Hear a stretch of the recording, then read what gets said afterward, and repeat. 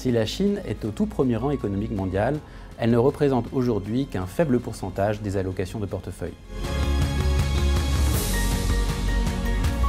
La Chine a très bien géré la crise du Covid, tant sur le plan sanitaire qu'économique, connaissant une reprise en V. Les données de mobilité sont retournées au niveau d'avant-crise. Les indicateurs d'activité sont élevés. Le marché de l'emploi retrouve ses niveaux pré-Covid. La consommation en ligne ou physique repart elle aussi.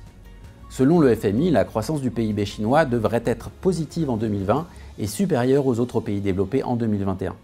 Son développement est davantage axé vers la consommation domestique tout en accroissant sa part déjà prédominante dans les échanges mondiaux. L'environnement et la transition énergétique ne sont pas en reste. Dans son 14e plan quinquennal, la Chine vise la neutralité carbone d'ici 2060. L'industrie chinoise est déjà en position forte dans certains secteurs, comme les véhicules électriques et le solaire.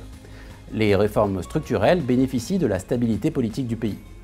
Les marchés de capitaux se sont ouverts ces dernières années afin de permettre aux investisseurs étrangers l'accès aux valeurs domestiques.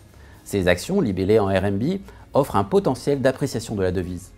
Ce potentiel est justifié à la fois par la balance commerciale excédentaire et par la surperformance économique. Il faut également prendre en compte le différentiel entre les taux chinois d'une part et américains ou européens d'autre part.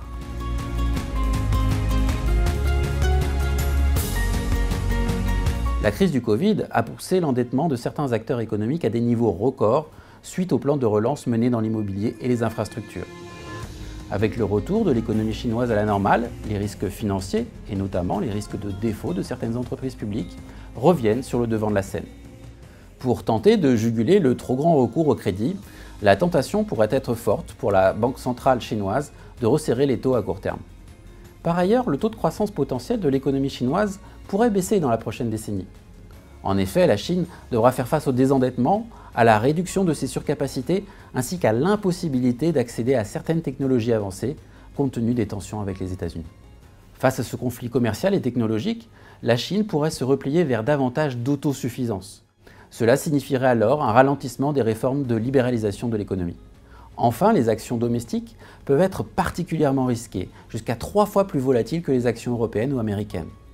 Par le passé, les indices d'actions chinoises avaient déjà très fortement baissé lors des crises Lehman, mais également lors de la crise du RMB en 2015. Et certaines sociétés chinoises manquent cruellement de transparence. En conclusion, les allocations de portefeuille sont aujourd'hui sous-exposées à la croissance chinoise.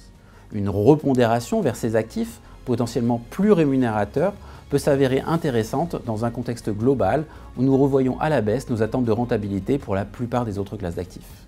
Mais cet investissement s'effectue au prix d'un risque plus élevé. À très bientôt pour un nouveau point Horizon Marché.